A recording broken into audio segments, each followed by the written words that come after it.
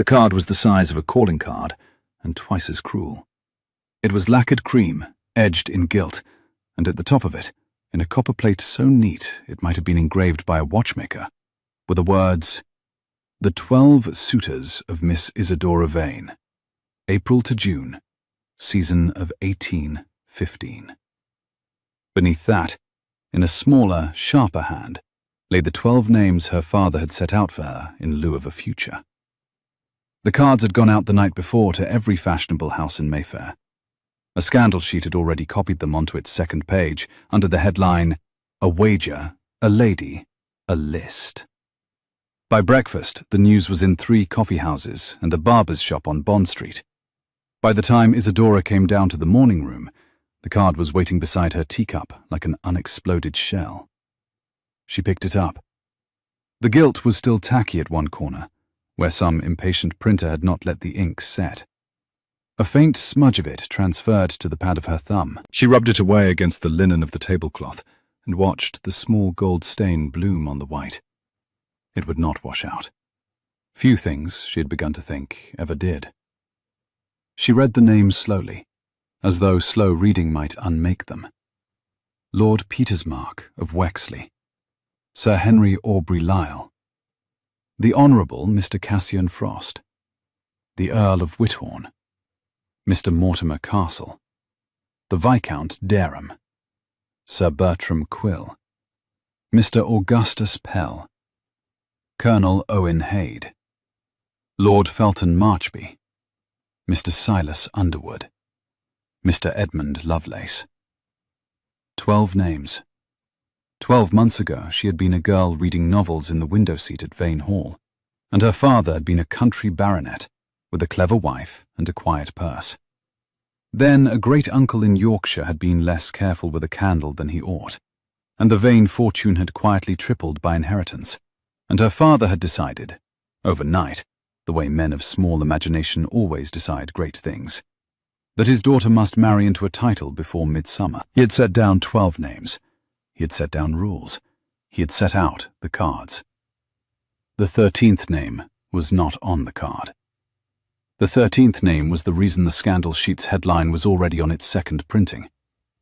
Outside the long sash window, the plane trees of the square moved a little in the warm April wind. A milk cart rattled past.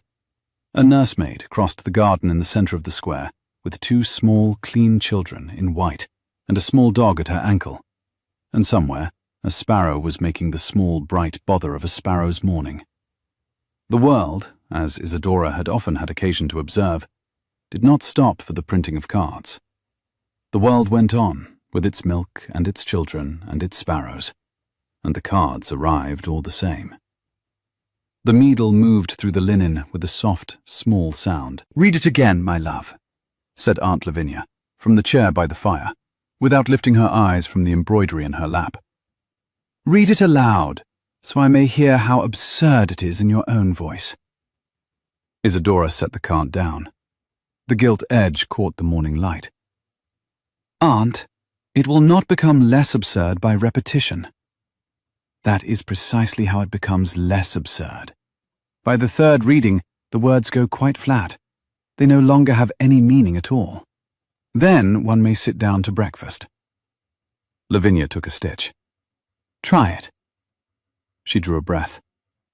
"Lord Petersmark of Wexley." Aunt Lavinia took a stitch. "There. Already he sounds like a sneeze. Continue." She kept her voice level.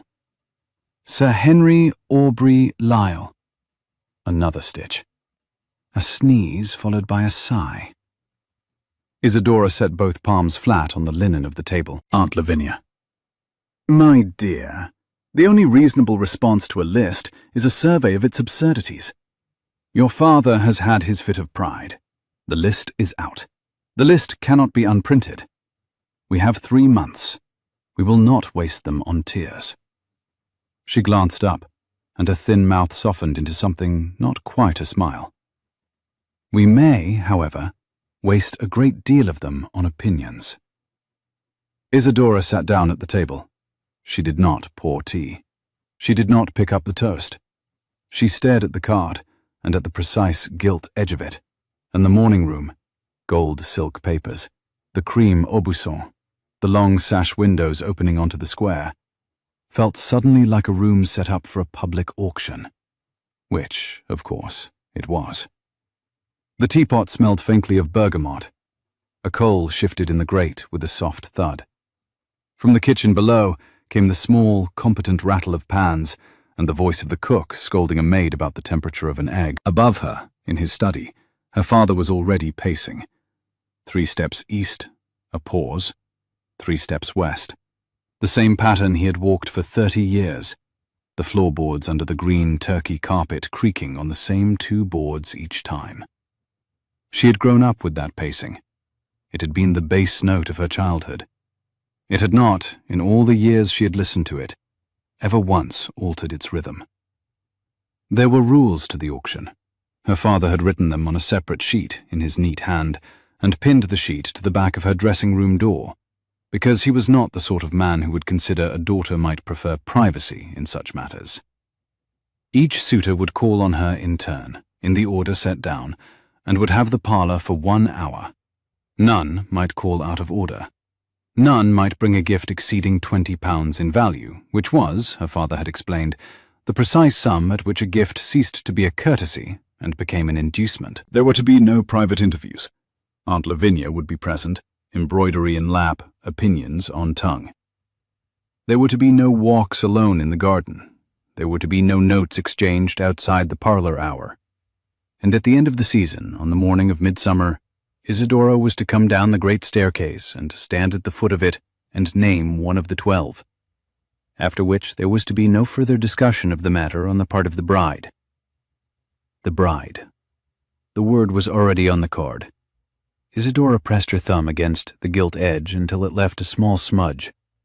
Then she lifted her teacup with a steady hand and said, in the voice she used when she meant to be very precise, "Aunt, did you know about the Duke?"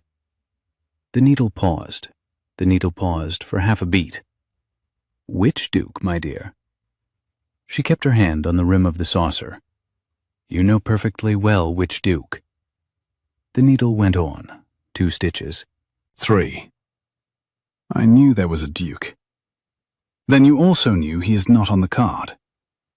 "I knew there was a Duke," said Aunt Lavinia again, more carefully this time, "and that he had sent your father a letter, and that your father has been the colour of a beetroot since 7 this morning.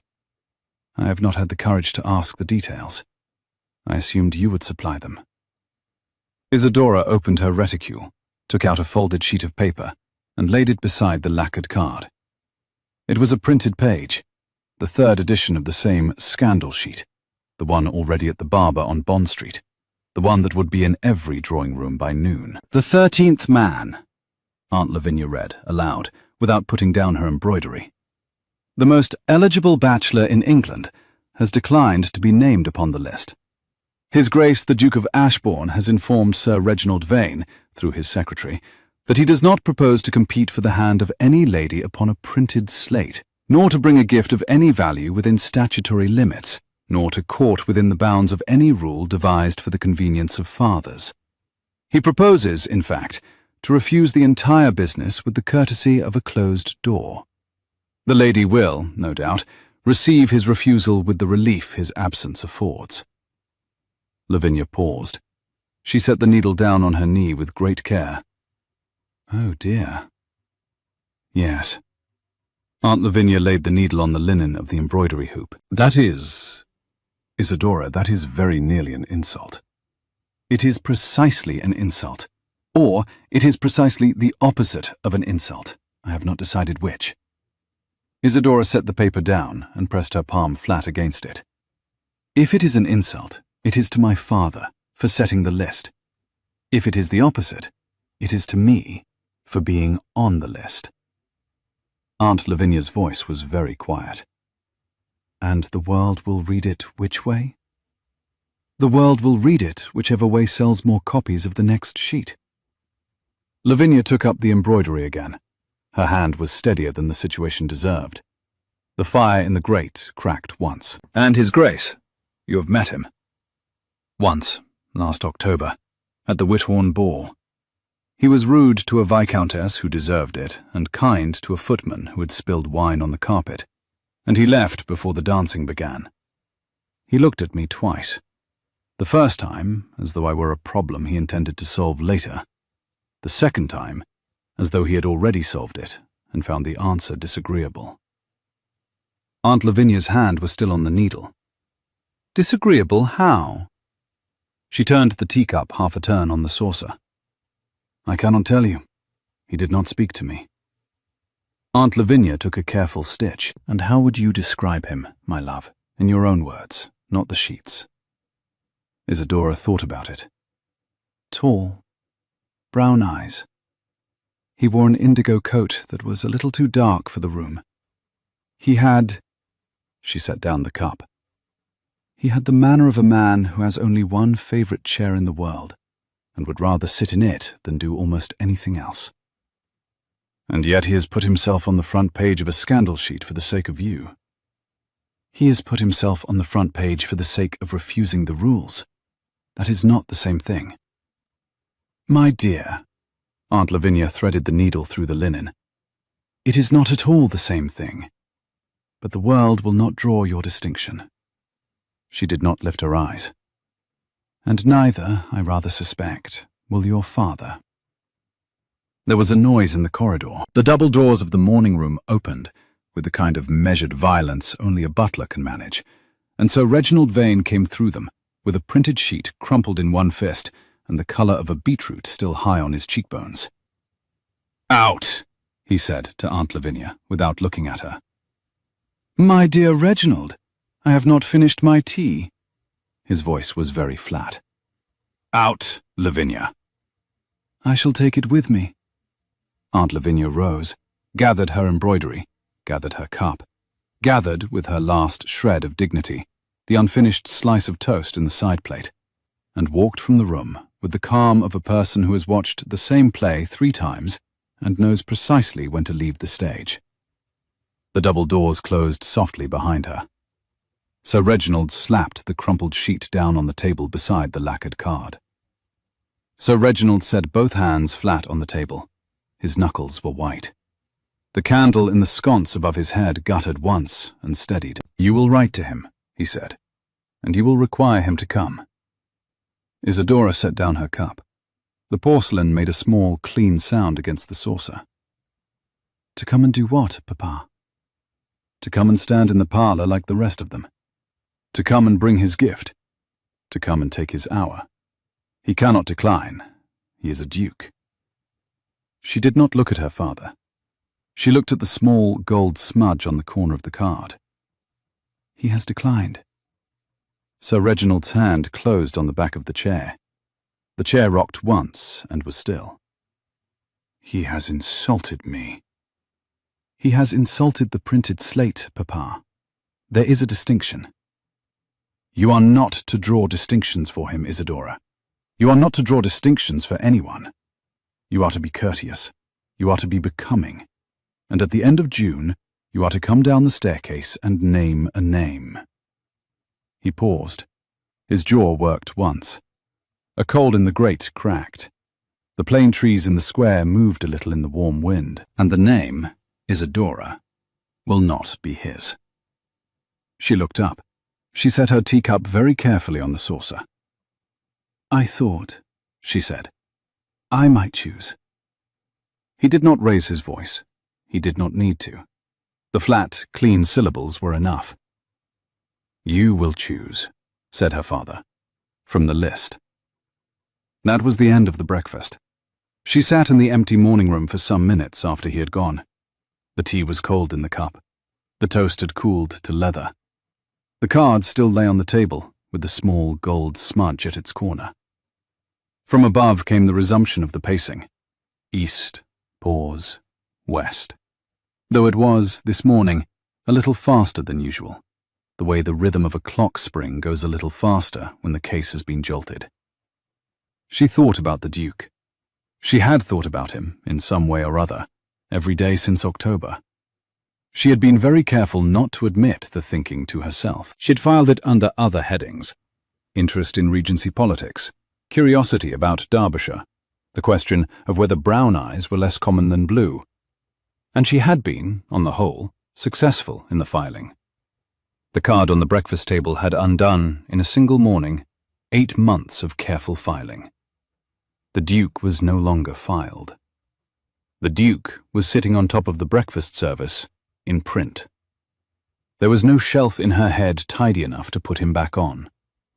She rose. She picked up the card. She carried it upstairs to her dressing room and laid it face down on the dressing table beside the silver-backed brush her mother had given her on her 16th birthday. Then she went to the window and looked out across the square, and she said aloud, to no one in particular, in the quiet, competent voice she used when she meant to make a plan, "Very well. 12, then. And the 13th. The window did not answer. The square did not answer. A pigeon on the sill ruffled its feathers and went on about its business. Sir Henry Aubrey Lisle came on Tuesday. The parlour had been prepared since 8. A fresh fire had been laid in the grate. 2 new candles in silver sticks stood on the chimney-piece in case the morning clouded over. The small sofa had been brushed. The cushions had been plumped. A tray of biscuits, almonds, and a decanter of weak Madeira stood on the side table. Aunt Lavinia, in a soft puce silk, had taken her seat in the corner by the window, with the embroidery hoop already in her lap. Sir Henry came in with the deliberate stride of a man who had practiced his entrance in a long glass. He bowed at the door. He bowed again at 3 paces. He sat down on the small sofa with a soft creak of springs and arranged his coat-tails with the small, particular care of a man arranging the verdict of his tailor. He brought a small, enamelled snuff-box, containing no snuff, on the theory that a gentleman of fashion did not actually take snuff, but was obliged to be seen with the equipment of one. He spoke for the full hour, almost without pause, on the subject of his stables, his hounds, his cousin, who was nearly a marquis, and his own opinions about Italian opera, which he had not seen, but which he was confident he would not like if he did.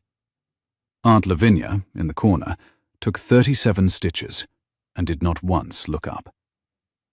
When the hour was over, Sir Henry kissed Isadora's hand at a respectful distance, and informed her that he had enjoyed himself enormously. Isadora was not sure whether to envy him, or to send him a bill. The interview with Sir Henry concluded at the appointed time. The clock chimed. Sir Henry rose. He bowed thrice. He took his leave. The front door closed behind him. Isadora sat for some moments on the small sofa, with her hands folded in her lap, and the small enamelled snuff-box on the table beside her, and she watched the fire in the grate, and felt, in the silence, the soft, small weight of the room, close over the absence of him. Lord Petersmark came on Wednesday with a small ivory fan, which he presented as though it were the moon. He was a thin, anxious young man, with a thin, anxious laugh, and he spoke of his mother for 35 minutes of the hour. The remaining 25 he spent in nervous admiration of the wallpaper. At one point he asked Isadora whether she had any preferences with regard to the colour of curtains in a future drawing-room, and when she suggested peacock blue, his face did something so mournful that she found herself, against her will, adding, "Or perhaps a softer green," merely to spare him. Wednesday afternoon, in the garden of the square, Isadora walked a circuit and watched the soft April light move on the new leaves of the plane trees. A nursemaid passed, with a small boy in a sailor suit. The thrush in the laurel sang and stopped. A dog barked once, far off in some other square. She held the ivory fan in her gloved hand and opened it and shut it once and put it away. And she went back into the house and did not think any more about Lord Petersmark, who had not, in her opinion, deserved the trouble of a future thought. Mr. Cassian Frost came on Thursday and was charming, which made him much more alarming than the other two combined. He was beautiful in the particular Frost way. Black hair, grey eyes, a mouth that knew its own effect, and he wore a coat of deep saffron silk that managed to look entirely natural on him. He spoke in the soft, intimate register of a man who has practiced intimacy with strangers. He asked Isadora 3 questions, each better than the last, listened to her answers as though they were the most fascinating thing he had heard that month, and within 40 minutes had drawn from her an admission that she had once, when very young, tried to teach the kitchen cat to read. "And did it learn?" he said. "It declined the lesson." "A cat of taste," he smiled. "And you, Miss Vane, do you also decline lessons?" "Only the badly taught ones." "Then I must take pains," he said softly, "to teach you well." Aunt Lavinia took a stitch with such precision that Isadora heard the snap of the thread. When Mr. Frost had gone, Lavinia laid the embroidery in her lap and said, without looking at her niece, Lavinia's voice was quiet, but it was the quiet of iron, "He is a snake." Isadora pressed her palm against the cool linen of the tablecloth. "He was very pleasant." "He is a very pleasant snake. They are the worst kind." Lavinia took up the needle again. The fire in the grate cracked softly. "Do not tell your father I said so. He admires the family." Mr. Frost sent flowers the next morning, saffron roses, in a porcelain bowl, beautifully arranged. The note pinned to them was a single line in a soft, sloping hand. "The cat would have learned for me." Isadora set the note in the fire and watched the corner curl black before she looked away. The roses themselves she carried, herself, to the back stairs and gave to the under-housemaid for the servants' parlour. The girl took them with a small surprised curtsy and a flush at her throat, and Isadora thought, on the way back up the carpeted stairs, that the maid had perhaps been the only person in the entire transaction who had any honest pleasure of the flowers. The roses had cost Mr. Frost considerable thought. They had cost Isadora some small effort of suppression. They had brightened, in the end, only the small back parlour where cook took her tea. There was, she thought, a moral somewhere in the journey of the roses, and she would, in better light, attempt to extract it. Friday morning the weather turned. A soft, warm rain fell over the square. The plane trees shone. The smell of the city changed at once from coal smoke to wet leaves and damp stone. The parlour had to be lit even at 11, and the small fire in the grate burned bright against the grey light from the window. The Earl of Whithorn came on Friday, ate 2 plates of biscuits, asked twice whether dinner would be served, and left after 50 minutes for an appointment at his bootmaker. Saturday was bright. The rain had cleared. The plane trees in the square were soft and full and clean. Mr. Mortimer Castle came on Saturday and quoted Pliny. Sunday, Isadora went to church with her father and her aunt. The morning was fine. The bells of 3 steeples rang at once over the rooftops. She sat in the family pew. She listened to a sermon on patience, which she found, in the circumstances, more apt than the curate had perhaps intended. She walked home through the square, with her hand on her father's arm, and found, in all the walk together, nothing she could think to say. The Viscount Dereham came on Monday following, and spoke entirely of his mother's pug. Sir Bertram Quill came and recited a poem he had written about Isadora's eyes, which were grey, but which he had decided in his poem to call the colour of the sea, which would have been more flattering if he had ever actually seen the sea. He read the poem aloud twice. He had written it in pencil on the back of a music sheet. The pencil had smudged in 2 places, where his thumb had rested while he read. Aunt Lavinia, in the corner, took her stitches with the small, steady precision of a metronome, and at the end of the second reading, lifted her eyes once, very briefly, to the wallpaper above Sir Bertram's left ear, and let the eyes rest there for a long moment, and then returned them to her embroidery without a word. By the end of the second week, 6 of the 12 had presented themselves, and 6 were still to come, and Isadora had begun to feel that the parlour was a small, dim room at the bottom of a very long well, and that her father, leaning over the lip of the well above, was lowering down men on ropes at hourly intervals. The parlour itself had begun to acquire, in her private estimation, the slight stale smell that small rooms take on when too many strangers have been kept in them too long. The cushions on the small sofa, had grown a little flat. The carpet by the fire had a faint scuff in it from Sir Henry's restless boot. The clock on the chimney-piece, which had once been merely a clock, had become an instrument of torture. Every quarter hour it chimed, and every chime moved a stranger one position nearer to the door, and every chime moved the next stranger one position nearer along the corridor.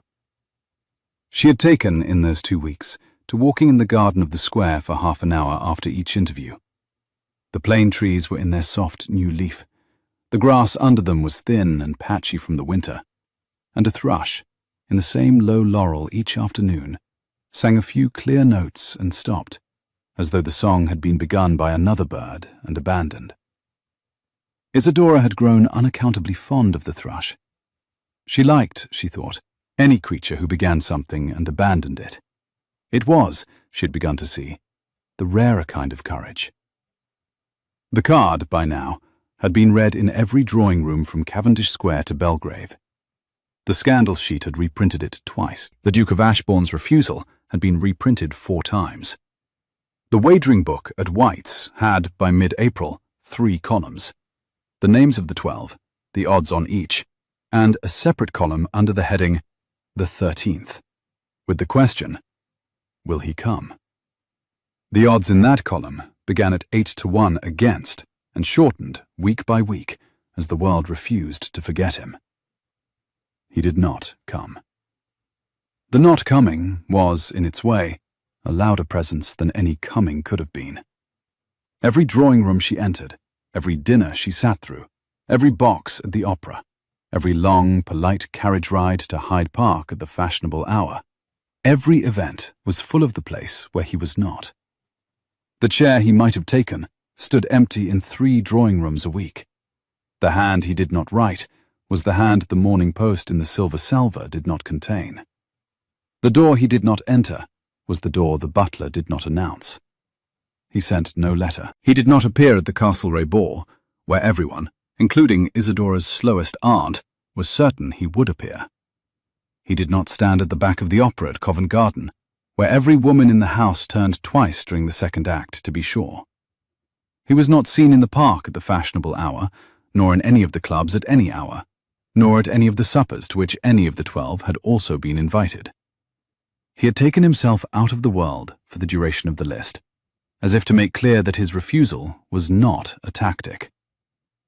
Aunt Lavinia, by the 3rd week, had begun to say that this was even more interesting than if he had come. "He is letting the rules ruin themselves," she said one evening, by the fire, while Isadora stared at the embroidery without seeing it.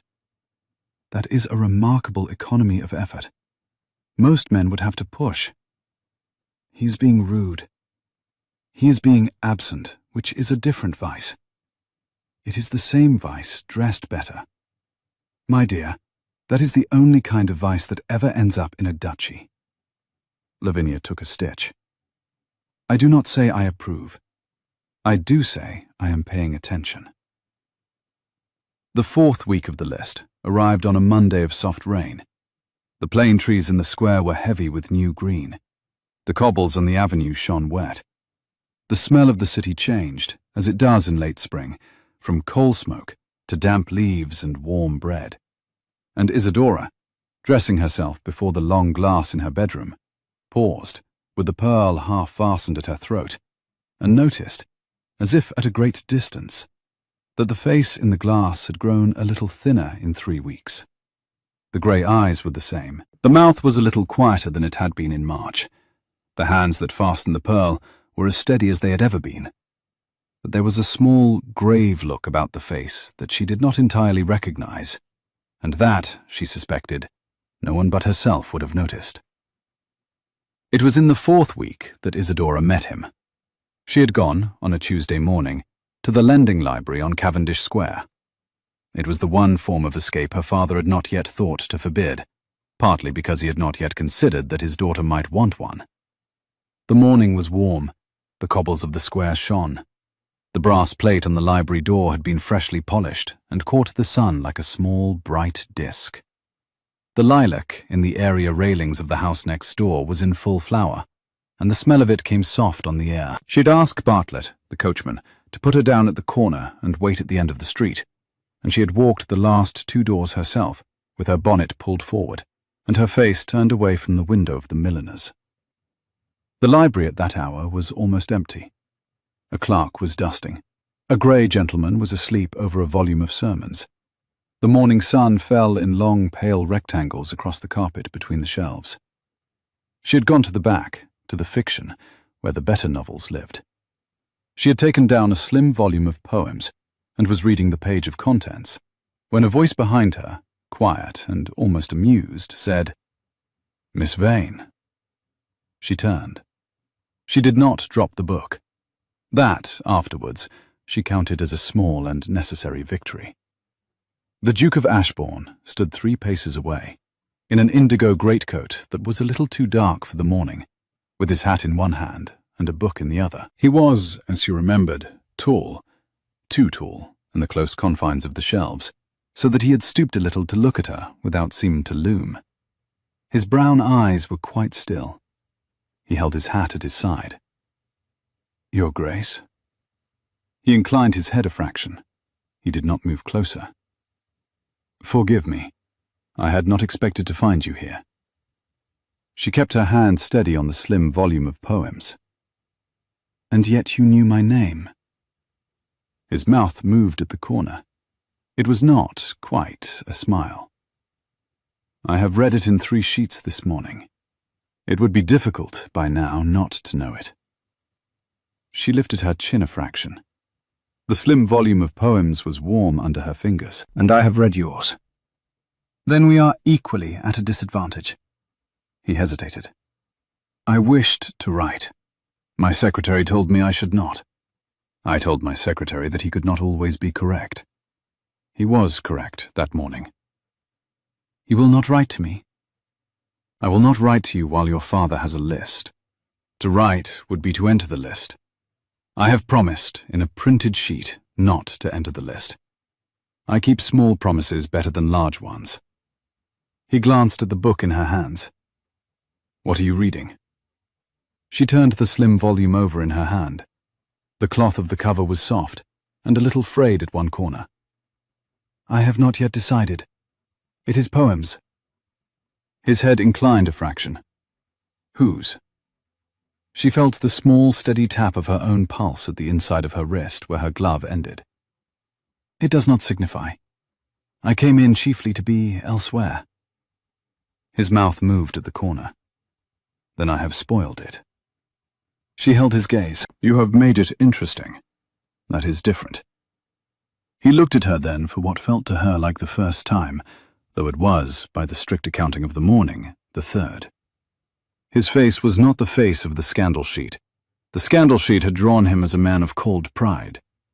This man was tired. His hair was a little out of order. There were faint shadows under his eyes.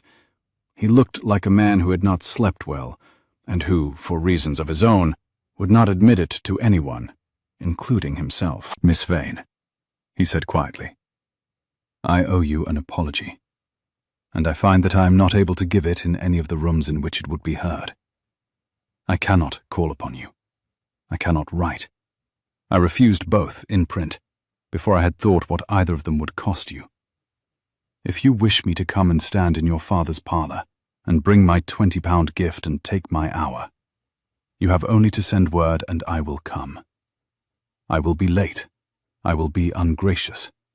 I will be every inch the bore the sheets describe me. But I will come." A faint warmth rose along her throat. "You would?" "Yes." "And bring your gift?" "Within the statutory limit." "And take your hour?" "And not a minute over."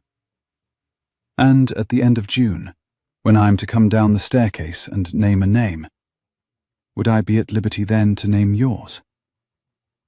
He held the book very still. "You would be at liberty. I do not flatter myself that you would do it." She kept her hands quite still on the volume of poems. "Why would I not?" "Because to do it would be to permit the list to have meant anything. And the list is the thing I refuse." He looked at her then, very level. I refuse it for you, Miss Vane, as much as for me. If I take my hour, your father wins. If you choose me at the foot of his staircase, the world will say he was right to have set the staircase up." He paused. "I would rather, on the whole, that the world said he was wrong." She drew a breath. "That is a great deal," she said, "to refuse on my behalf, without asking me." "Yes," he said, "it is. I am sorry. That is the apology I came to give." The grey gentleman over the sermons stirred and turned a page. The clerk's duster scratched on a far shelf. Somewhere in the street a barrow rattled past, and a child laughed. "Your Grace," she said, "I would like to ask you a question." "Ask." "If the list did not exist, if my father had not set out his 12, would you have called?" He thought about it. He did not pretend to think.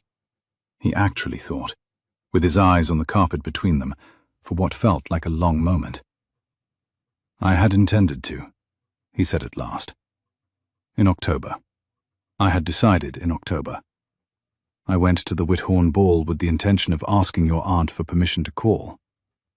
I lost my nerve at the door of the ballroom." She watched his face. "Why?"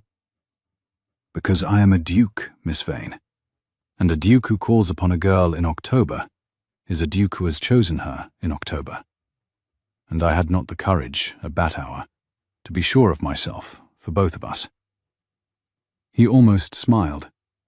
The almost smile did something to his mouth that she had not yet learned, at that hour, how to read. "Then your father printed his list, and the matter was decided for me. I could not call without joining the auction." "And so you refused the auction?" "And so I refused the auction." The sunlight between them moved a handbreadth on the carpet as a cloud passed. "And now?" "And now," he said, "I am the man who stands in a library and apologizes, and goes away. There is, I think, no other thing for me to be." She did not answer for a moment. She looked down at the slim volume of poems in her hands. She looked up. "Will you," she said, "recommend me a book?" He blinked. Then, in a voice so quiet she felt it more than heard it, he said, "I would be honored." He set down his hat. He came 1 pace closer, not 2. He took from a high shelf a small octavo bound in green calf, with a worn gilt spine. He held it out to her without flourish. "It is a translation," he said, "from the Italian. Sonnets. I have read it twice. The second time was better than the first." "And the third?" "I have not yet earned the third." She took the book. Their fingers did not touch. He had been careful that they would not. The careful absence of the touch was, in its way, louder than the touch would have been. "Miss Vane." "Your Grace." He did not bow. He inclined his head, very slightly, in a way that was, for a man of his rank, the equivalent of a deep obeisance. He picked up his hat. He walked the length of the carpet between the shelves and out into the morning, and the door of the library closed behind him, with the small, deliberate sound of a man who closes a door because he has the discipline not to slam it. Isadora stood for some moments in the soft sunlight between the shelves, with a slim volume of poems in one hand and a small octavo bound in green calf in the other, and the silence of the room around her like a held breath. Then she went to the desk and said, in her ordinary voice, "I should like to borrow this one, please." And she paid the fee, and she walked out into the street with the book under her arm and her bonnet pulled forward, and she did not look in either direction along Cavendish Square. She did not tell Aunt Lavinia about the library that evening. She did not tell her father. She put the small octavo on the table beside her bed, between a glass of water and a candle stub, and she lay awake for a long time, looking at the worn gilt of its spine, and thinking, very slowly, about the careful absence of the touch. The house, after midnight, was quieter than she had thought a house in London could be. A carriage went by once at the end of the street. A cat cried somewhere on a wall. The candle stub guttered low, then steadied, then guttered again, and the small, worn gilt of the green calf spine caught the light each time the flame moved. She thought of his face in the soft sunlight between the shelves. She thought of the indigo greatcoat, but was a little too dark for the morning. She thought of the small, dry voice in which he had said, very quietly, "I would be honored." She thought, also, of the fact that he had been careful not to touch her fingers when he handed her the book. The careful avoidance was, she understood now, the most particular gesture a man of his rank and discipline could make. He had made it in the small back of a public library, where no one was watching but a sleeping gentleman and a clerk with a duster, and he had made it for her benefit, and not for the room's. It was a gesture that no scandal sheet would ever print, because no scandal sheet would ever know it had occurred. The world would not give him credit for it. The world would never give him credit for any of it. Only she would know, and she would know for the rest of her life. And that, she thought, as the candle stub guttered out and the room went dark, was a particular kind of compensation for which she had not, before this morning, ever been in the market. In the days that followed, the parlour filled and emptied at hourly intervals like a tide. The weather grew warmer. The plane trees in the square thickened into full leaf. The smell of the city sharpened. Coal smoke, horse, hot stone, the warm dust of carpets beaten in the area yards of half the houses on the street. London in late April smelled of all of itself at once, and Isadora, going from parlour to garden to morning room to dressing room and back to parlour again, carried the smell of it on her skirts wherever she went. She had begun to dream, at night, of the green calf spine of the small octavo. She did not dream of the Duke himself. She dreamed of the book, and the careful absence of the touch, and the soft, sloping copperplate of the note she had not yet sent. The dreams were quiet, and they were lucid, and they left no headache in the morning, only a small, steady ache somewhere behind her breastbone that she had learned to carry around the house with her without remarking on it. Mr. Augustus Pell came and explained the principles of crop rotation. Colonel Haid came and explained the principles of cavalry. Lord Felton Marchby came with a sapphire pin worth £17, presented it with no ceremony, and spent the remaining 58 minutes of his hour describing a horse he had once owned in Kildare. Mr. Silas Underwood came and was so silent that Aunt Lavinia, by the end of the hour, was leaning forward in her chair with the embroidery in her lap forgotten, willing him, by sheer force of expectation, to produce a sentence. He did not.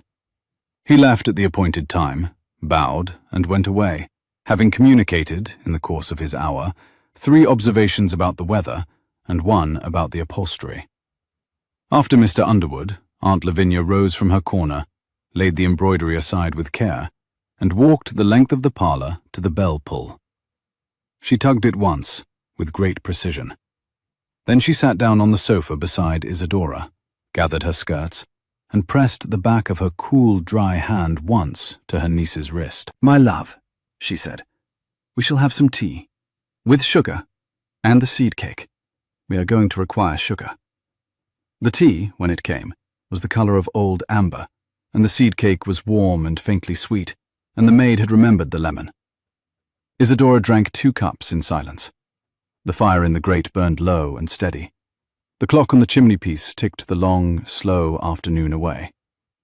Outside in the square, somewhere, a child was crying for a kite, and the kite, by the sound of it, had gone into a tree, and a footman in livery was being dispatched, by the sound of it, to climb up after it. The world, again, went on with its business. Isadora drank her tea. The small, steady ache behind her breastbone held its precise, quiet weight. Mr. Edmund Lovelace, the youngest of the 12, came last in the first cycle. He was 23, fair, with eyes the colour of cornflowers, and he sat at the edge of his chair as though it might bite him. He brought no gift at all. When Isadora pointed out, gently, that he was permitted £20, he flushed to the roots of his hair. I had a gift, he said. It is at home. I forgot it on the hall table. I rode here in such a state of... I forgot it. What was it? A book of botanical drawings. My sister chose it. She said it was the kind of book a lady might like. He looked at the carpet. Forgive me. You may bring it next time. There is to be a next time? There are to be 12 next times, Mr. Lovelace. There are rules. He nodded miserably and stared at the carpet, and spoke for the rest of the hour in a low and stumbling voice about a hedgerow on his father's estate, where, in the right week of June, the wild roses opened all at once, and the hedge for 2 days together was nothing but white. Aunt Lavinia, in the corner, took 20 stitches without looking down. When he was gone, Lavinia said, "That one is too young, my love. He is a boy. He is the kindest of them. Kindness is not enough. He cannot stand up to your father for 10 minutes together. None of them can." "That," said Lavinia, "is rather the difficulty, is it not?" The difficulty, in the 5th week, sharpened. Mr. Cassian Frost, having taken his first hour with charm, took his second with something quieter and more dangerous. He brought no gift at all. He sat in the parlour with his beautiful saffron coat and his beautiful grey eyes and his beautiful soft voice, and he spoke about a small estate of his in Hertfordshire, a stone house, a walled garden, a particular tree under which, he said, he meant to plant a particular bench for a particular wife to sit on, with a particular book. He described the house with such care that Isadora, who had a clear inner eye, could see the bench, the tree, the wife in her summer gown. He waited until Aunt Lavinia had bent very low over a difficult stitch, and then he leaned, just a little, toward Isadora across the small table, and he said, in the soft, sloping voice of his note, "I know about the library." She did not move. She did not allow her face to change. She set down her cup with a steady hand and said, "I beg your pardon, Mr. Frost." The library on Cavendish Square. The morning of the 11th. The slim volume of poems on the table beside your bed. The octavo bound in green calf. The colour left her face.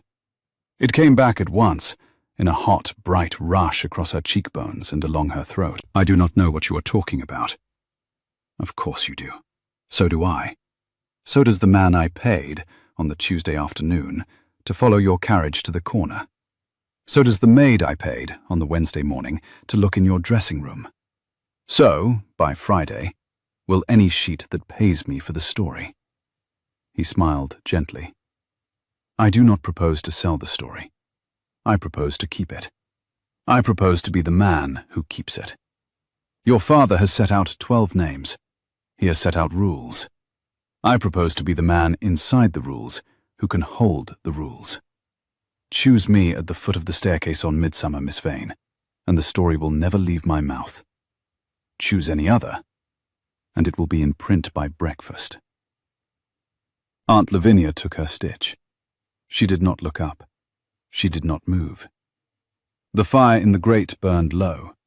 The clock on the chimney-piece ticked once, very precisely, into the silence. "Mr. Frost," said Isadora, in a voice she did not entirely recognize as her own, "your hour is not yet over. I will, however, ring."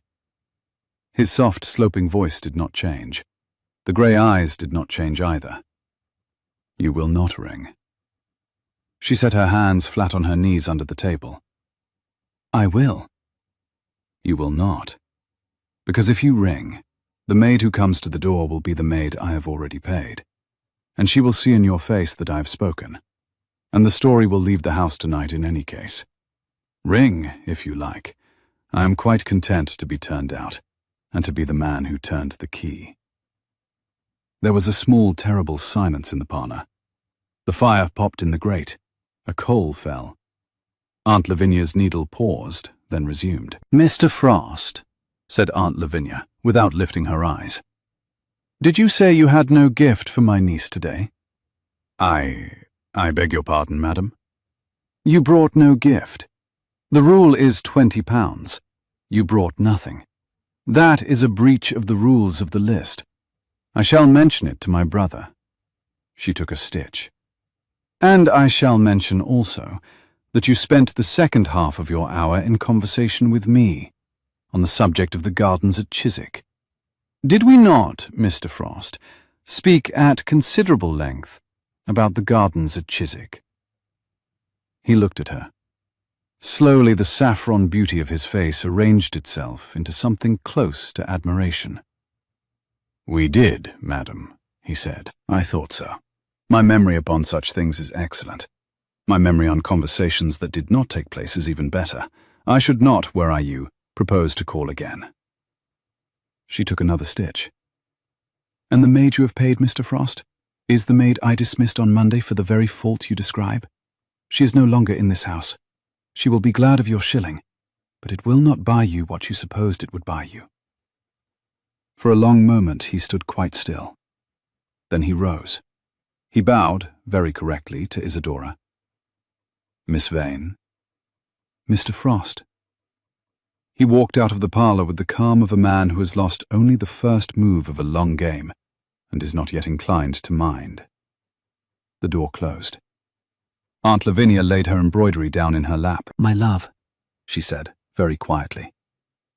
Is there a small octavo, bound in green calf, on the table beside your bed? Yes.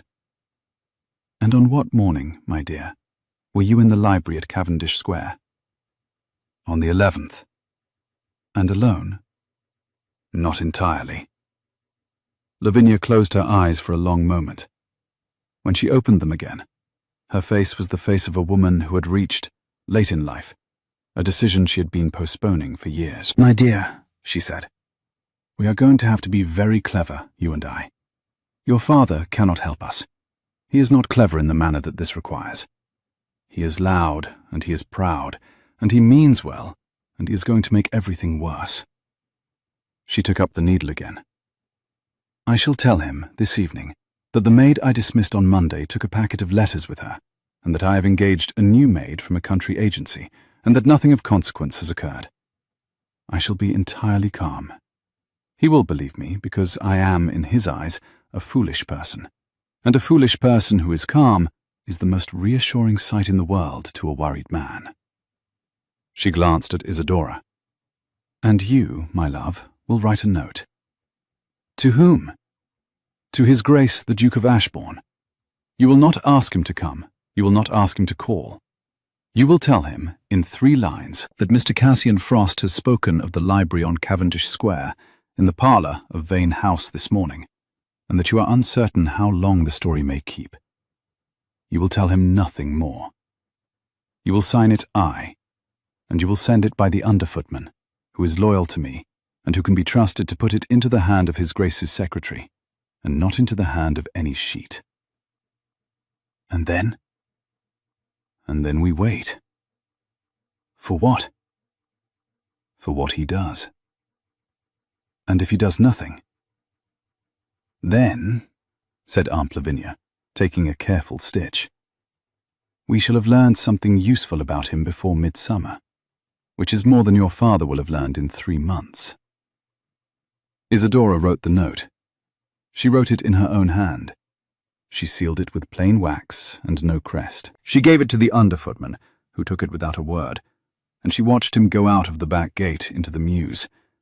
And she stood for a long moment at the window, with her forehead against the cool glass, and thought, very carefully, about the careful absence of the touch.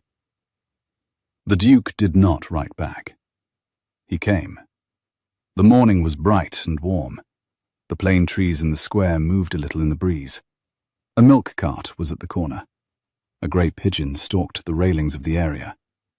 The air smelled of warm stone and a faint sweetness of lilac from someone's window box. He came at 9 the following morning, which was not an hour at which gentlemen called, and he came alone, on horseback, and he came up the front steps of Vane House 2 at a time, and he came into the hall with his hat in one hand and his riding gloves in the other, and his indigo greatcoat unbuttoned, and he said to the butler, in a voice so quiet and so absolute that the butler did not even consider arguing, "I am here to see Sir Reginald Vane."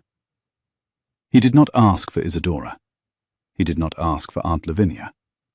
He walked, without waiting to be announced, across the hall and up the great staircase to the door of Sir Reginald's study, and he knocked once, and he went in, and he closed the door behind him. Isidora and Aunt Lavinia were in the morning room. They heard the knock. They heard the door close. The morning room felt suddenly very small. The fire in the grate burned low. The clock on the chimney-piece ticked softly. A coal shifted. The smell of bergamot from the cooling teapot was thin in the air. Aunt Lavinia's needle moved through the linen with the small, steady precision of a metronome, and Isidora, sitting opposite her, found that she had pressed her palms flat against the velvet of the sofa arm without remembering when she had done it. They heard, after a long silence, the rise and fall of two voices through the wall. The words themselves never reached them. They heard, at one point, Sir Reginald's voice rise into something close to a shout, and they heard, in response, a single, short, quiet sentence from the Duke that did the work of a closing door. After 30 minutes, the study door opened. The Duke walked down the great staircase. He did not look into the morning room. He did not look at anything but the front door. The butler opened it. He went out into the street, and the butler closed the door behind him, and the hall returned to silence. A few moments later, Sir Reginald himself came to the morning room. His colour was very high. His mouth was a thin line. He stood in the doorway and looked at Isidora and at Aunt Lavinia, and he said, in a voice that was almost steady, "There will be no further interview with Mr. Frost." Isidora rose half from her chair. "Papa?" "Mr. Cassian Frost is removed from the list. He has, I am informed, accepted a diplomatic posting in Lisbon. He sails on Friday." Sir Reginald paused. He looked, for the first time in many weeks, like a man who was not entirely sure of his own footing in the world. "His Grace the Duke of Ashbourne has been pleased to point out to me that the gentleman concerned was an unsuitable candidate for the hand of my daughter. His Grace has been very persuasive." She kept her voice steady. "What did he say, Papa?"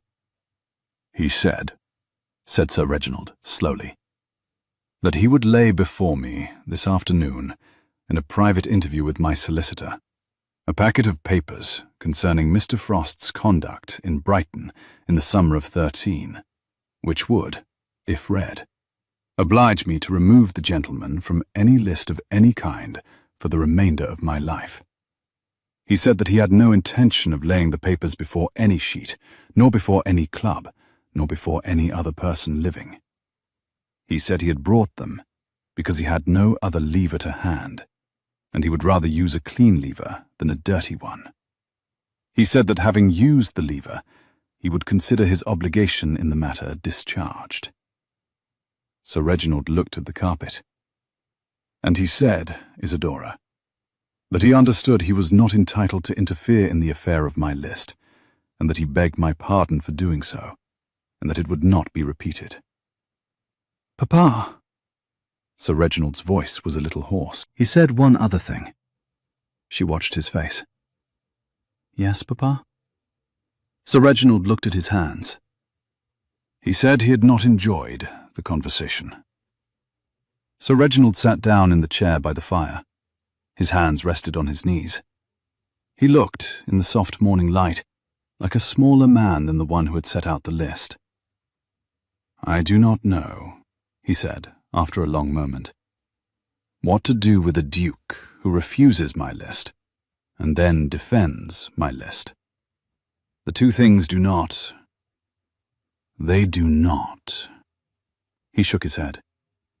"I do not understand him, Isidora." "No, Papa." "And I do not understand," he said, more quietly, "what kind of man I have asked you to choose, that he could be so easily what he was. and so easily not be it. Isadora set down her teacup. She crossed the room. She knelt by her father's chair and laid her hand on the back of his. For a moment he sat absolutely still. Then he turned his hand over and held hers very tightly. "Papa." The colour at his cheekbones had faded. "I have been a fool, my dear." She knelt by his chair. "Not entirely, Papa." "Largely." The fire cracked again. "Largely, then." He laughed. It was a small laugh, and it was not at all a happy one. But it was the first laugh Isadora had heard from him in 7 weeks. "There is still a list." "Yes, Papa, there is still a list." "It has 11 names on it." "Yes, Papa." "And His Grace is still not upon it." "No, Papa." "Then on the morning of midsummer," said Sir Reginald, with a kind of slow incredulity at his own words, "you will still be obliged to choose from the list. You will still be obliged to come down the staircase. The world will still be watching. The sheets will still be printing. It is too late, Isadora. It is too late for me to undo what I have done. The list is out." "I know, Papa." "And if you choose one of the 11 you do not care for, you will not forgive me." "No, Papa." "And if you do not choose at all," he said, very quietly, "the world will say I have failed at the only matter to which I set my hand. And I—" He closed his eyes. "I have not the strength for that, my dear. I am not so brave as you suppose." She knelt by his chair a long moment. Aunt Lavinia, in the corner, had taken up the embroidery again, with the small and almost invisible movement of a person who wishes very much not to be present, and is also unwilling to leave. "Papa," said Isadora at last, "let me think about it." "There is not time to think about it. Midsummer is in 18 days. "Then I shall think quickly." He laughed again, and this time it was a more honest laugh, and he raised her hand and laid the back of it briefly against his cheek, and he said, "You were always the better Vane, my love. I should have known it from the cradle. I do not know why I did not." After he had gone, Aunt Lavinia, without looking up from the embroidery, said, "My dear." "Aunt, you are going to have to do something rather frightening." "Yes, Aunt." "And the something is not what your father supposes." "No, Aunt." "And it is not, I think, what His Grace supposes either." "No, Aunt, not entirely." "Then I suggest," said Aunt Lavinia, taking a careful stitch, "that we send for the under-footman, and the under-footman, this time, will take a longer note." That afternoon, Isadora wrote the longer note. She did not show it to Aunt Lavinia. She sealed it with plain wax and no crest. She sent it by the under-footman. No word came that afternoon. She wrote a list of household matters and could not concentrate on them. She walked twice round the garden of the square and noticed neither the thrush nor the lilac. She sat at the pianoforte in the long drawing-room for an hour and played the same 8 bars of a Mozart andante over and over, until the under-housemaid came in to lay the fire and gave her a look of such kind and tactful pity that Isadora rose at once and closed the lid of the instrument. No word came that evening. Dinner was a silent affair. Sir Reginald, opposite her, ate with the slow, careful motions of a man who was not, on the whole, hungry, but who had not given himself permission to admit it. Aunt Lavinia, at the foot of the table, kept up a small, bright thread of conversation about a neighbour's new bonnet and a charity bazaar in Hanover Square and the price of asparagus, and the long, polite silences in between were filled by the soft chiming of cutlery against porcelain and the quiet tread of the under-footman on the carpet. By the second morning she had not heard back, and a small, frightened space had opened up under her ribs that no amount of careful thinking could close. She lay in bed until 8, which was not her habit. The light through the white muslin curtain was bright and warm. A blackbird in the garden of the square sang a long, liquid phrase, and stopped, and sang it again, and stopped, and the small, frightened space under her ribs held its same precise weight on either repetition. By the second evening, she had begun to imagine, in the soft, idle, dangerous way that is the chief vice of waiting, what it would be like to live in a stone house with a walled garden and a particular bench under a particular tree, if the bench were the right one. She was annoyed with herself for the picture. The annoyance did not make the picture go away.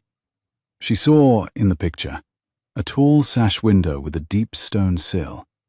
She saw soft, warm, honey-coloured stone walls.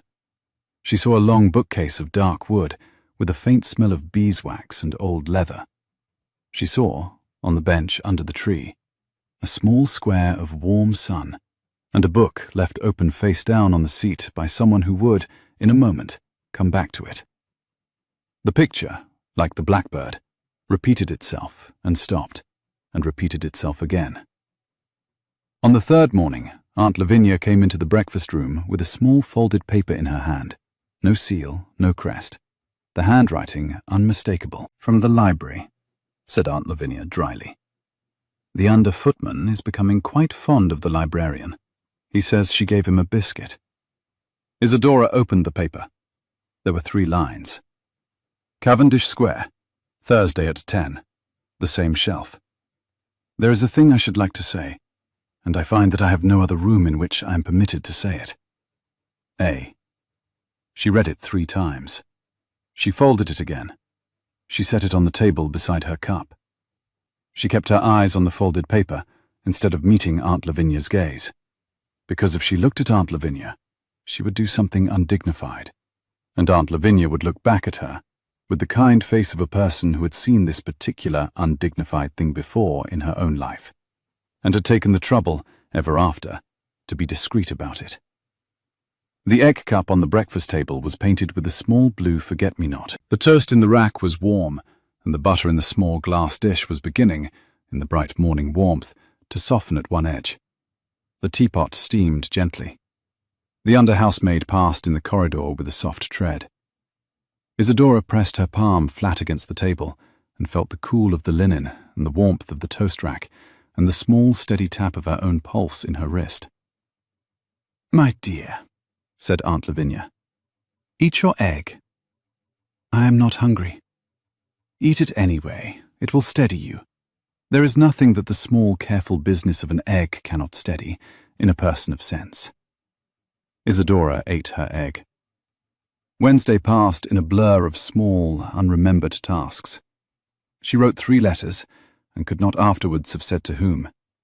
She had her hair done.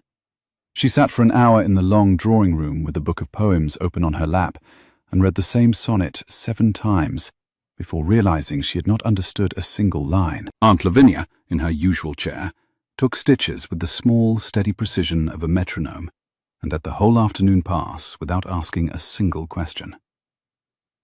Thursday, at 10, she stood once again in the back of the library on Cavendish Square. The morning was warmer than it had been in April. The sun fell through the high windows in long, pale rectangles across the carpet between the shelves. The grey gentleman was again asleep over the same volume of sermons, as though he had not moved in 3 weeks. The clerk was dusting a different shelf. The slim volume of poems she had borrowed sat in her reticule, ready to be returned. The small octavo, bound in green calf, sat at home on her table, between a glass of water and a candle stub, where it had sat every night for 3 weeks. He came in at 10 precisely. He saw her at the back of the room. He walked the length of the carpet between the shelves with his hat in one hand and his book in the other. He stopped 1 pace from her, with the hat steady at his side. "Miss Vane." "Your Grace?" "I have come," he said, "to say a thing that is true and inconvenient.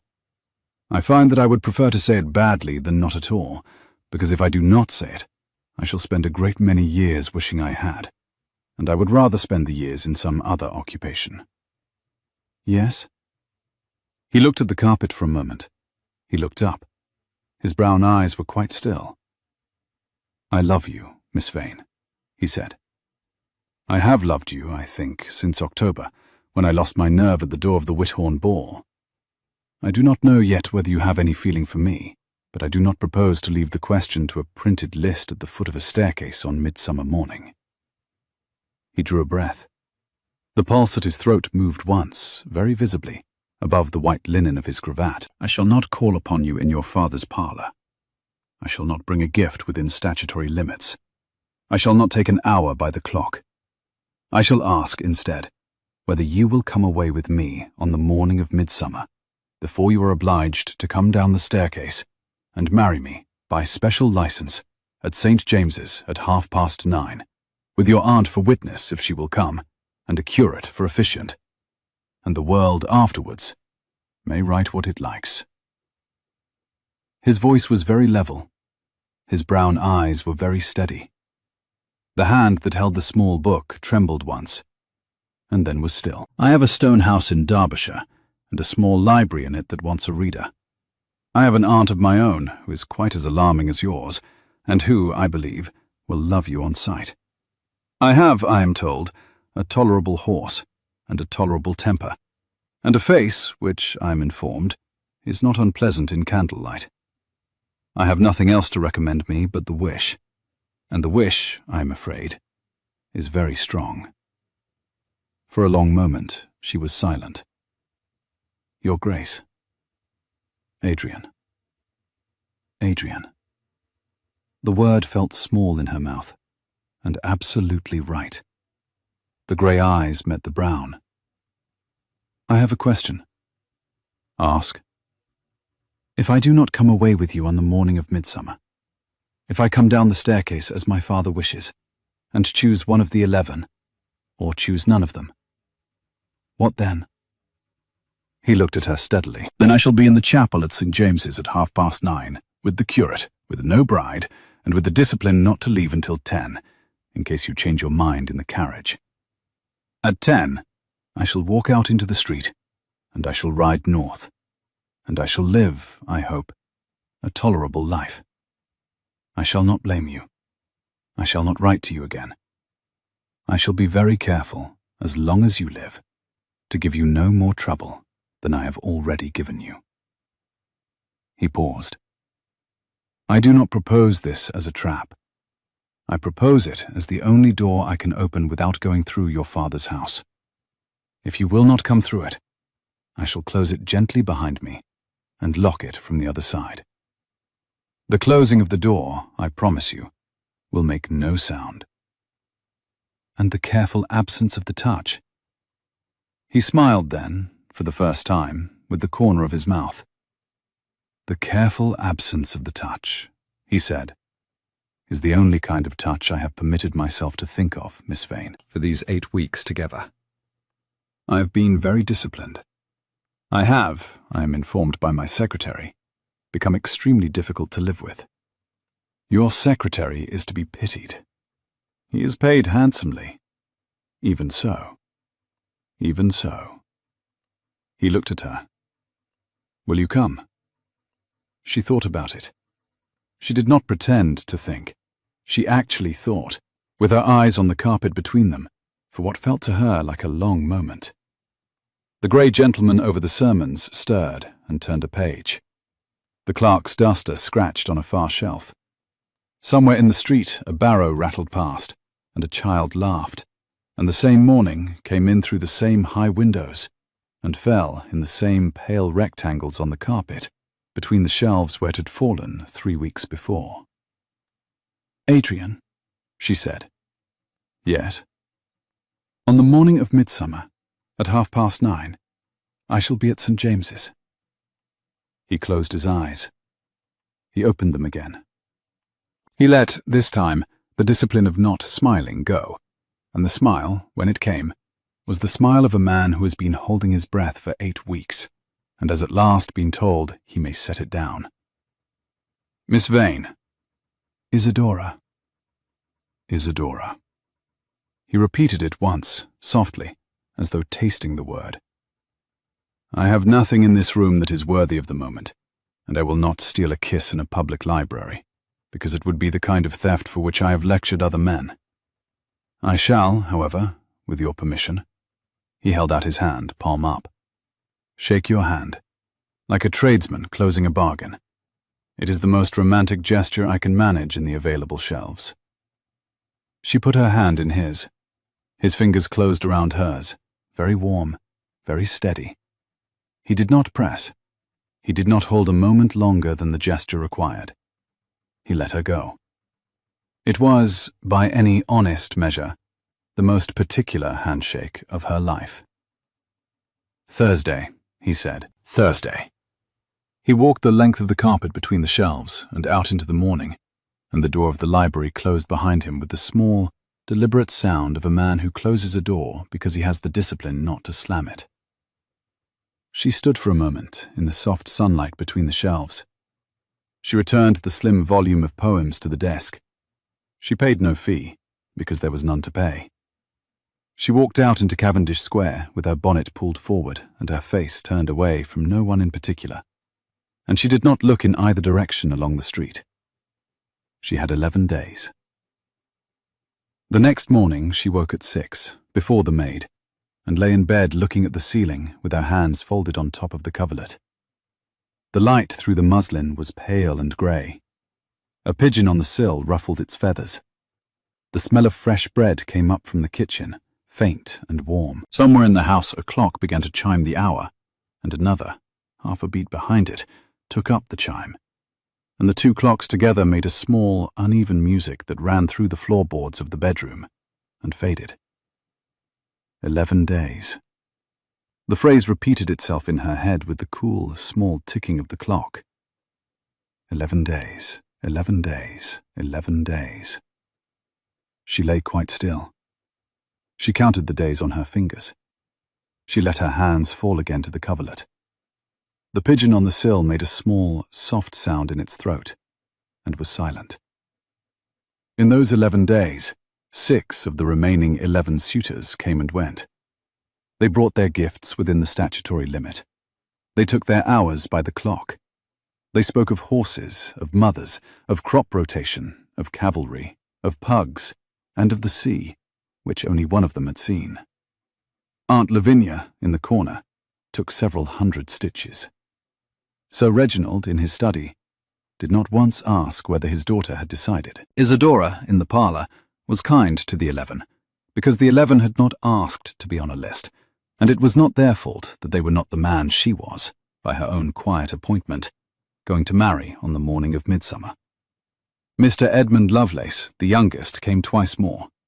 The second time, he brought the book of botanical drawings. The third time, when his hour was nearly over, he set the book down on the small table and stared at the carpet, and said, with a kind of brave shaking of his shoulders, "Miss Vane, you are not going to choose me on midsummer morning, are you?" "No, Mr. Lovelace." "No, I did not think so. I was not, in any case, in love with you. There is a girl in Kent. My father will not permit it. She has no fortune. I was sent to London. I was put upon the list. I have been trying very hard not to disgrace either of us." He looked at the carpet. "Forgive me. That was not. Mr. Lovelace, that was the most honest hour I have spent in this parlour in 8 weeks." He looked up. His cornflower eyes were wet. "Forgive me," he said again. "There is nothing to forgive. Take the book home. Give it to the girl in Kent. Tell her, in a year, when your father is calmer, to write to me, if she wishes a friend in town. I should like to have one." He went away with the book under his arm, and his shoulders rather straighter than they had been when he came in. Isadora watched him go. The door closed softly. She heard, in the hall, the small, light scrape of his hat against the table, the soft tread of the underfootman on the carpet, the brief, polite murmur of a wish for safe travel, the front door opening and closing, and the faint, receding clop of a horse on the cobbles of the square. Aunt Lavinia, in the corner, took her stitch. That was kindly done. He was kind. He was the only kind one. Not the only one, my love. No, said Isadora after a moment. not the only one. The 11 days passed, in their fashion, the way all difficult days pass. Too slowly in the morning, too quickly in the afternoon, and at the wrong speed altogether in the small hours of the night. Isadora ate. She slept a little. She dressed. She undressed. She walked in the garden of the square and noted, with a small private pleasure, that the thrush in the laurel had at last completed its phrase one afternoon, all the way through to the last clear note, and had then, evidently satisfied, stopped.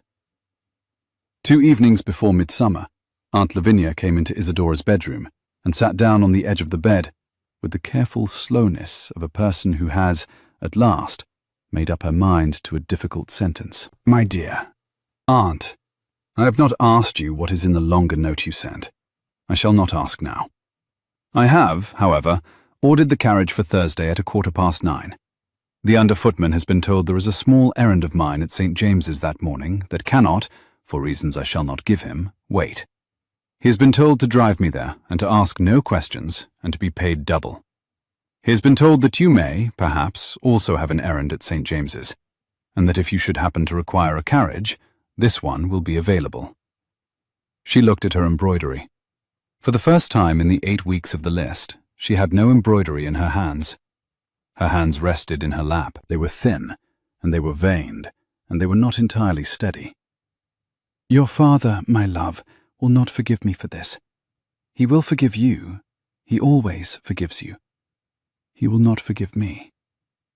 Aunt, I am old.